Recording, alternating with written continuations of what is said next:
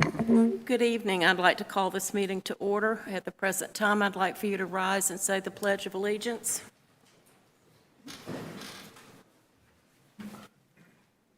I pledge allegiance to the flag of the United States of America and to the republic for which it stands, one nation, under God, indivisible, with liberty and justice for all. I ask that you remain standing for a moment of silence.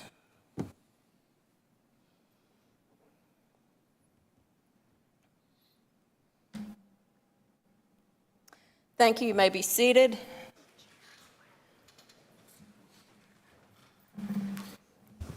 I would entertain a motion to approve the agenda. So moved, Madam Chair. Thank you. Could I get a second? Second. And the agenda has, on the personnel report, we have some additional names that have been added to that. So all those in favor? Aye. Any opposed? Superintendent's comments.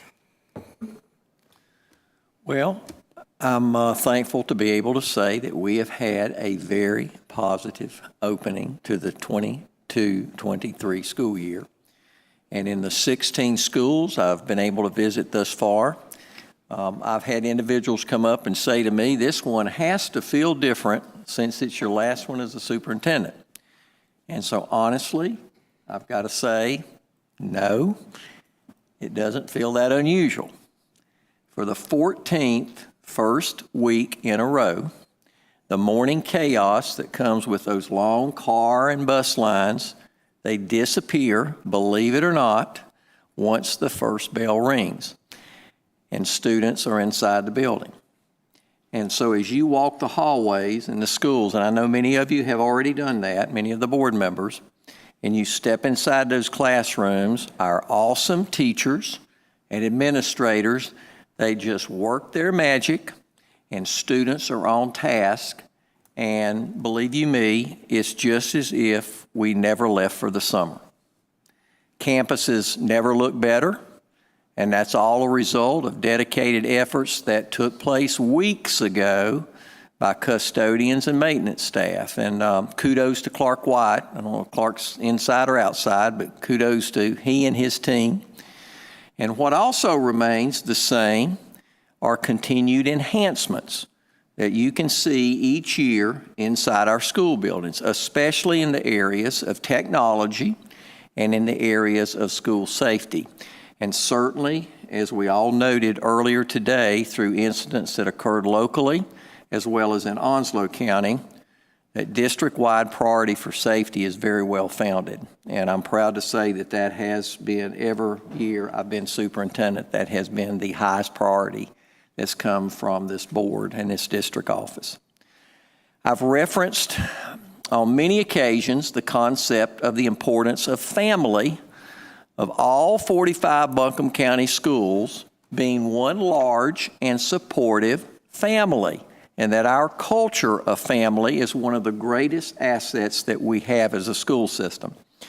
Staffing shortages have been a challenge at times for all school systems across the state. And while we still have needs, especially for bus drivers, so anyone in the audience with a CDL, we're coming after you. Custodians, we also have a need there.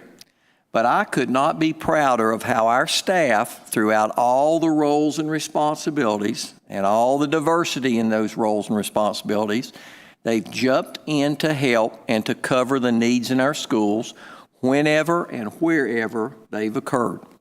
So thank you to all of our employees for their dedication and support to keep our schools operating smoothly, including the first week of school, and especially Ms. Payne, including our child nutrition staff, who with their faces and smiles and always ready to start a great morning for our kids. It's important that we all understand that this new year remains a year for continued academic recovery and building on social behavioral skills. Recovering from the negative impact of pandemic, especially over the timeline of March 2020 through June 21, that remains a work in progress. The previous 21-22 school year's performances are in the process of being released statewide, and I have no doubt that they will reflect these challenges. We will be discussing, Board, these results and bringing the details to you. Mr. Earwood will be doing his annual presentation to you at our October Board session. While we consider the past, we must also keep an eye on the future. So earlier this week, results relevant to Western North Carolina were announced from the State of the Workforce Survey. There was a total of 795 responses, and they were gathered from employers across industries, businesses, and professional agencies located in Buncombe and 9 surrounding counties. And overall, those responding to the survey anticipate hiring between 22,150 and 44,140 new employees in the next 3 years. 3 career clusters led the way in projected growth, and I know this rings a bell for CTE: healthcare, social assistance, manufacturing, and construction skilled trades. And so no surprise, the following skills are strongly desired in new employees: responsibility and self-discipline, taking initiative, critical thinking, communication, and time management. The big takeaway relevant to our students is the wide range of demand for workers who hold credentials ranging from high school diplomas to 2- and 4-year college degrees, as well as certificates, credentials, internships, and apprenticeships. Next month, this board will also hear a presentation from our district leadership on a potential transition of our middle college that would be in coordination with AB Tech Community College that creates a model that combines academic preparation, workplace experience, relevant credentials, and employment assurance upon graduation. Let me say that last one again. Employment assurance upon walking across the stage at graduation. So more to come. And finally, I need to remind everyone that our Teacher of the Year banquet will be held next Wednesday. That starts at 6:30. It will be at Celine and Company downtown. And it's always one of our most fun events as we recognize not only our individual Teachers of the Year selected from each school, but our 7 district winners and ultimately the 2022-2023 district-wide Teacher of the Year. And certainly don't want to forget the very special recognition that we've had in place for years, known as the Ruth Henderson Award. So, Madam Chair, that completes my comments. Madam Chair, on a note of personal privilege, if I might, those students from Robertson are here, and I think it would be worth our time. Yeah, you may we're be trying ahead to of me work that out. to go ahead and do the Pledge of Allegiance again with the color guard, if that's possible. We've You're been ahead of me? Good. Great. Sorry. So, Dr. Harris. Okay. Okay. That's a good news. Thank you. All right. We're all here frantically trying to make sure that we give these students an opportunity to do the presentation of colors. And I think we've got it worked out. Thank you. We're at good news on this agenda. All right, it's all about me now. Well, good evening, Dr. Baldwin, Madam Chair, members of the board. For our good news item this evening, we'd like to recognize our CTE director, Taylor Baldwin, and really our entire CTE program. So to help us do that, we'll have Jennifer Reed join me at the podium, and Taylor Baldwin, if you could come and stand right there.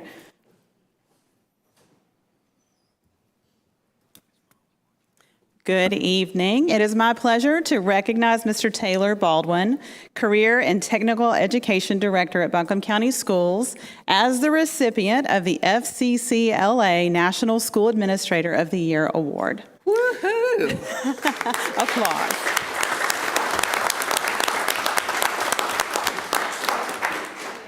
FCCLA, which stands for Family, Career, and Community Leaders of America, is a national career and technical organization for students in family and consumer science. Mr. Baldwin is well deserving of this honor. He is a strong advocate for students and actively supports and encourages participation in student leadership in FCCLA. Buncombe County actually has 3 student members serving for the 22-23 Student Executive Council at FCCLA. And with Mr. Baldwin's hands-on approach, he makes the student members feel very supported and appreciated, which I can see by the smiles on those faces sitting right there. One of these students is actually here with us in the audience tonight. Thank you so much for being here to show her support. At this time, I would like to welcome Mr. Baldwin here to tell us a little bit more about his work with FCCLA. Thank you, Jennifer. I'm going to get Ms. Lowe and Ms. Davis to come on down too.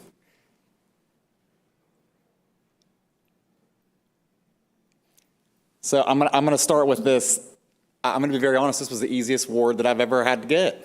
And the reason for that is because of all the hard work both of these have done, too. We have FCCLA and all of our high schools and most of our middle schools. The work that they've done at TC Robertson is tremendous. We've got state officers throughout the county, but Logan Davis has been, from day one, a go-getter. She's helped with every event we put on. And the work she's doing with the state officers group, we are going to bring some more news later this year with it, but it is amazing. So thank you guys too, because I wouldn't be here without you guys. So one thing I want to announce is Ashley Lowe is receiving our CTE Teacher of the Year. She has worked so hard, not just FCCLA, but in her classroom and outside of her classroom as well. So give them a round of applause.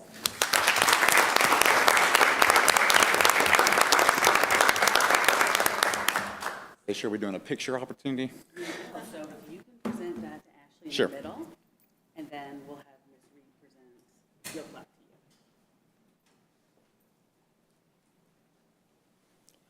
you. Well, Logan, you're going to be in a group shot.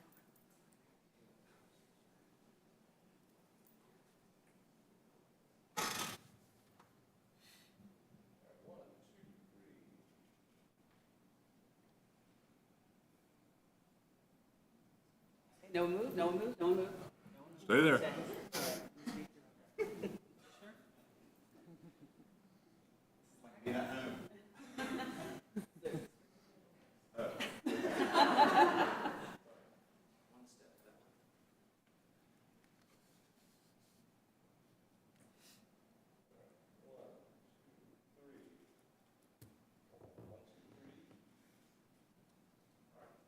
Congratulations. Yes.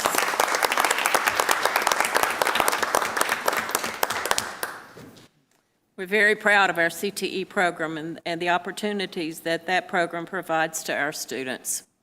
Thank you for your hard work. All right, is it my turn now?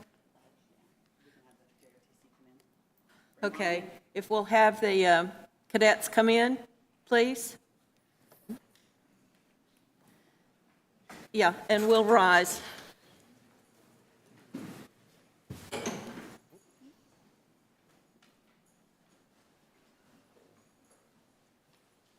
These are the TC Robertson cadets, and I don't have the proper names, I don't think, but they're instructed by Master Sergeant Michael McCrae, USAF retired, and Colonel Tom Bell, USAF retired. We appreciate you bringing the colors. Forward, march.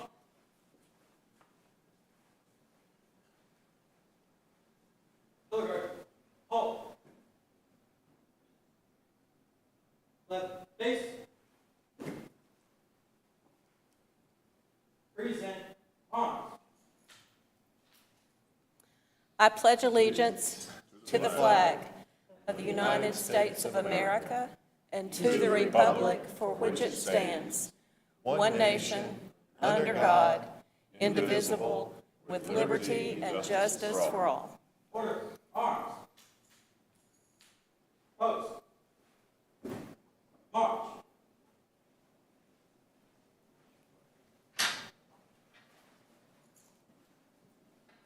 Thank you.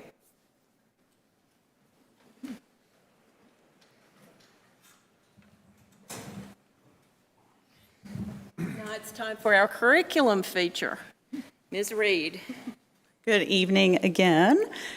It is my pleasure to introduce Ms. Tanya Robinson, our secondary director, to lead you through a little presentation about our summer programs. As you all know, it's been an extended summer. We started school a little bit later than we usually do, and that gave us ample opportunity to provide various summer programs for our students in grades K through 12. This year, the only legislated requirement for summer programs was actually just our summer reading camp, which was for second and third graders. But we extended many opportunities to our students in grades K through 12. We had a lot of fun, a lot of student successes, and I'll have Ms. Robinson come up and tell you just a little bit more about those.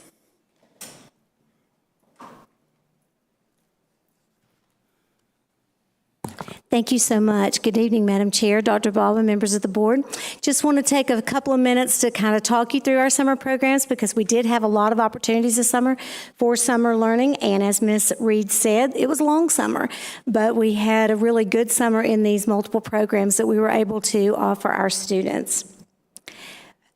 First of all, we did offer Summer Academy K through 12, and we did, of course, offer the legislated Read to Achieve second and third grades. And this summer, we got an opportunity to expand and offer a Career and Technical Education Academy, as well as a summer bridge for multi-language learners. So those were opportunities that our students had throughout the summer. Our why behind this work remains in the opportunities that we have to close achievement gaps brought on by a pandemic, as well as the ability to help our students preview material for the upcoming year because we recognize the importance of that.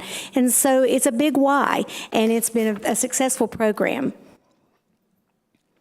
Our Summer Academy K through 12, I want you just to look at those smiling faces. If that doesn't make your night, I don't think anything can, because those students are having a great time. In Summer Academy K through 12, we employed about 600 individuals throughout the summer. We had 2 high school sites this year at Irwin and Reynolds. 385 of our students were served. They earned 473 recovered credits. That's huge. That's huge. They had 153 new credits that were earned, and 53 of our students graduated in our summer graduation. About 3 of those students graduated early, but 50 of those students were students that would have had to have attended another semester or maybe 2 semesters of high school before they graduated. So we count that as a great success for that program. We had 10 elementary sites this summer where about 1,511 students attended. We had 18 third grade students in that legislated summer reading camp that actually met a Read to Achieve pathway during the summer. Now, in our 6 intermediate and middle school sites, we did a program called Problem-Based Learning. And that's a lot of words up there, so I'm going to kind of break this down for you.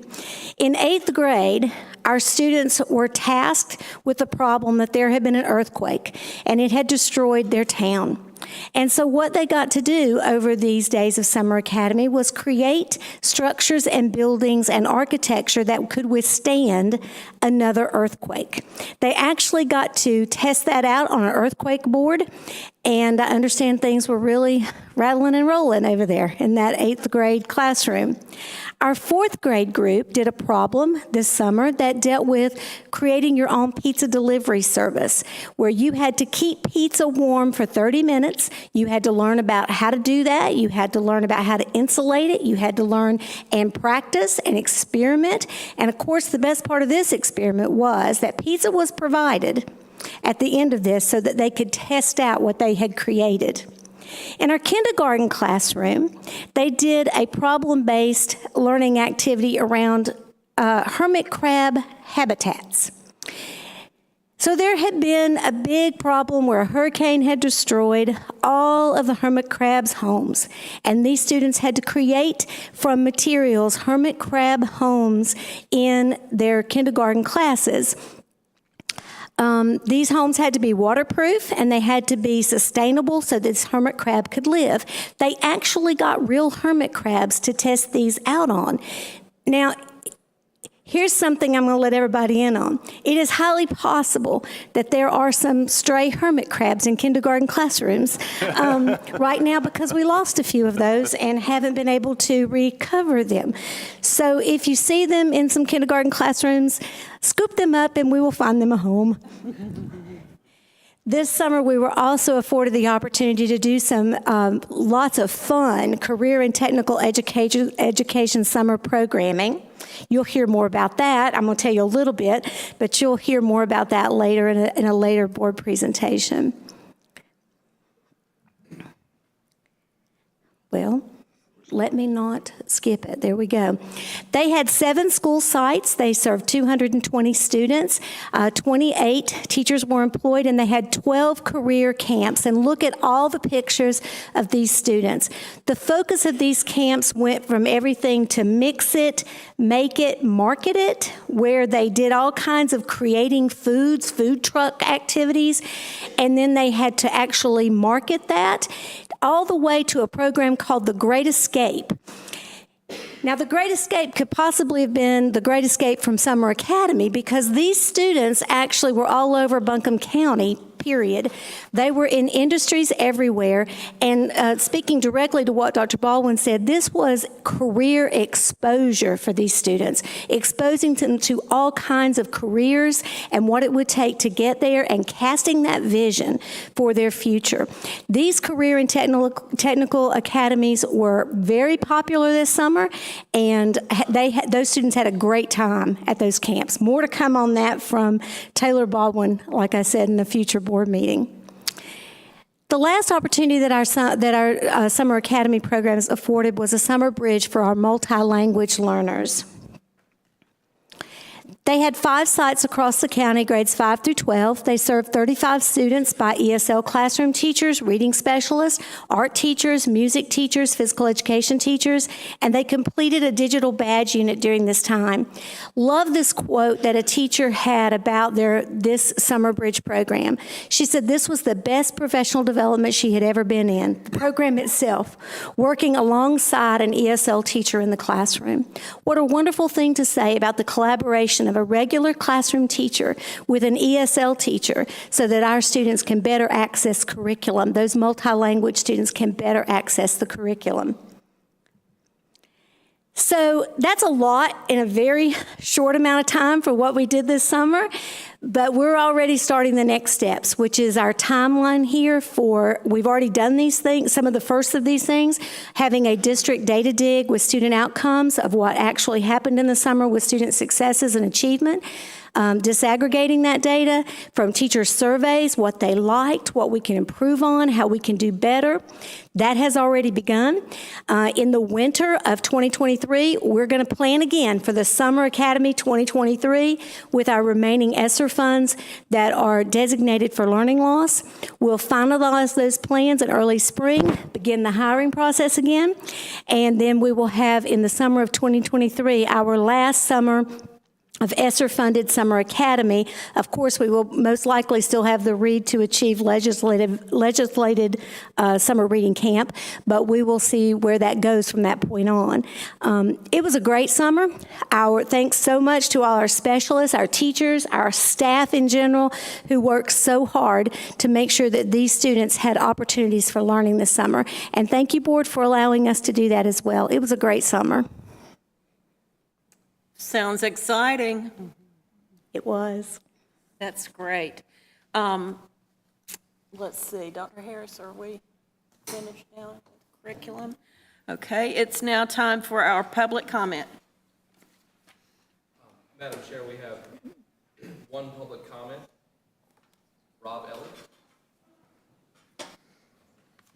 Elliott.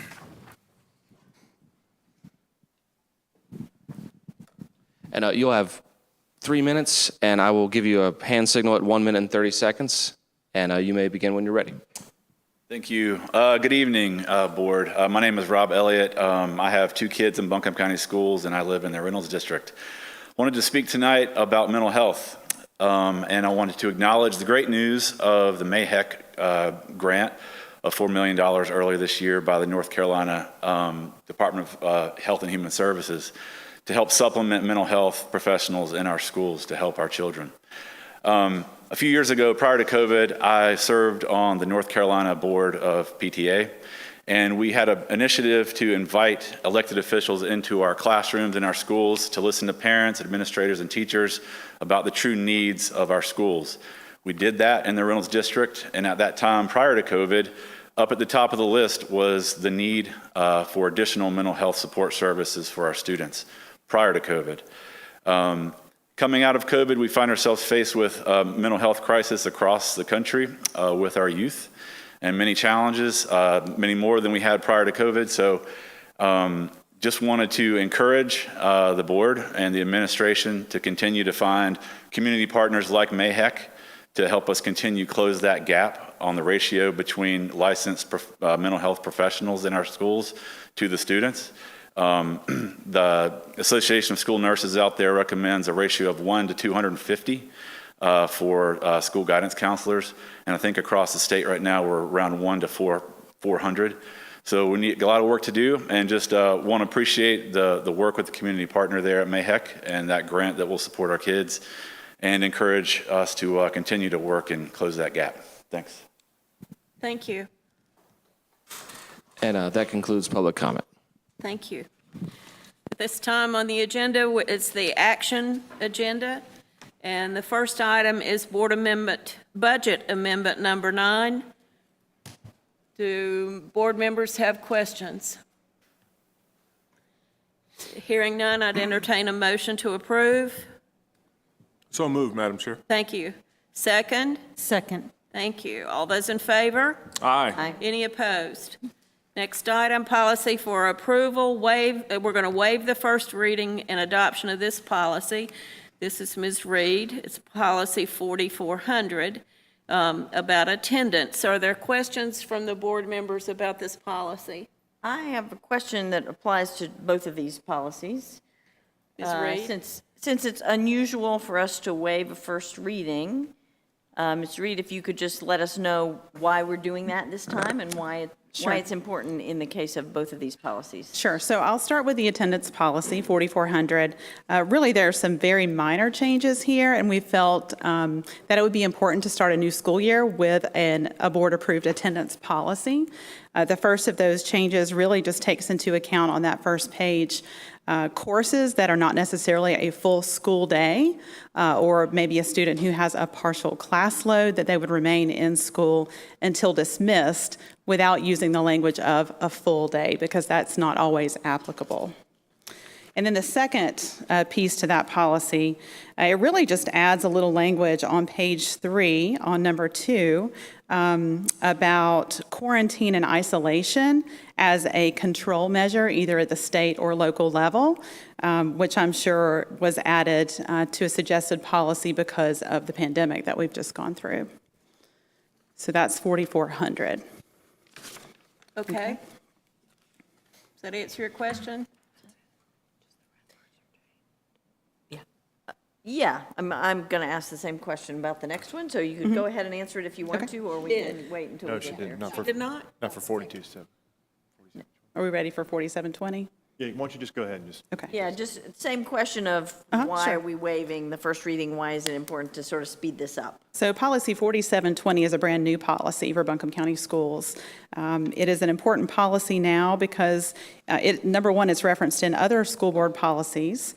And most importantly, this is a good thing because it gives parents an upfront notice of any surveys that are done in the school system for which a parent might want to opt out or to request the actual survey materials prior to completing the survey. Thank you. You're welcome. You have comments, Dean? Okay. Unless anybody has any questions. All right, so to handle this, can I combine them? If there's no objection. Is there objection to combining these? No. Hearing none, then could I get a motion to approve policy 4400 on attendance and policy 4720 on surveys of students? So moved. Thank you. Could I get a second? Second. Thank you. All those in favor? Aye. Any opposed? Next is the board approval of certified exceptional children staffing, maximum healthcare services. And are there questions for Ms. Dupuy or Ms. Thorpe? Hearing none, I'll take a motion to approve.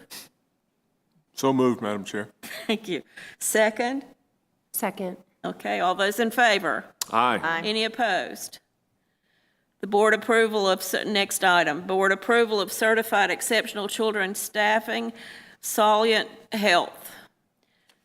Also, Tina Thorpe and Amy Dupuy. Questions? Here. I don't necessarily have a question. Well, maybe I kind of do. When I read this, I was thinking along the lines of our traveler contracts that we use at the hospital because of our staffing issues that we have.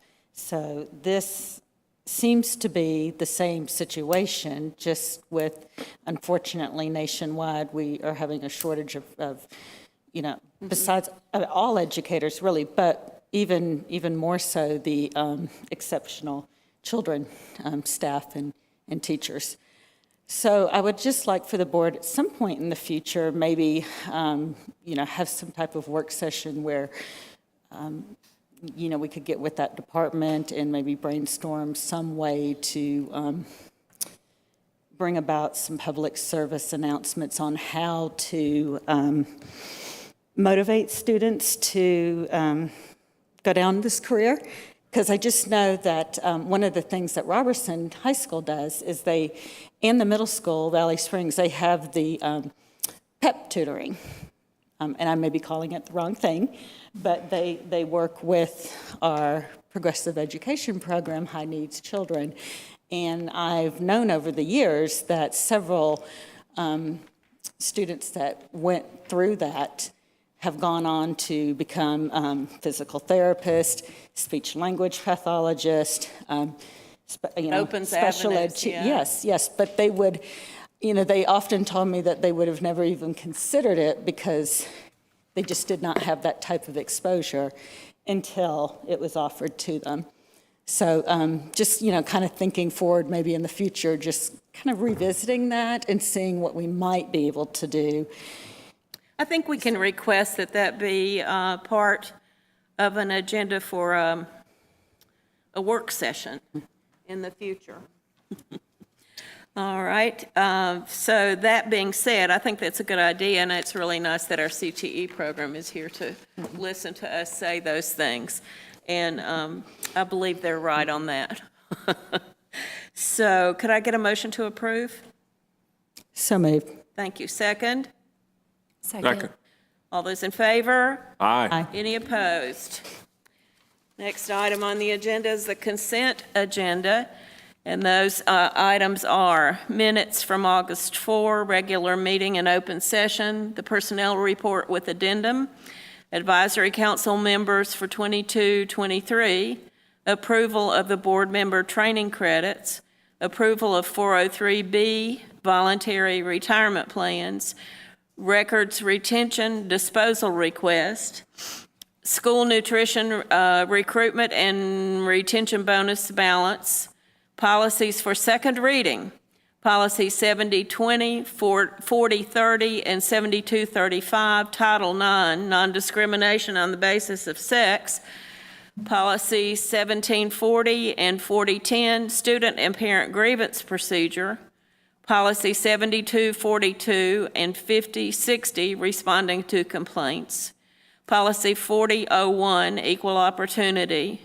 policy 4240, 7312, child abuse and related threats to child safety, policy 4700, student records, policy 5240, advertising in schools, and policy leave 7510. Could I get a motion to approve?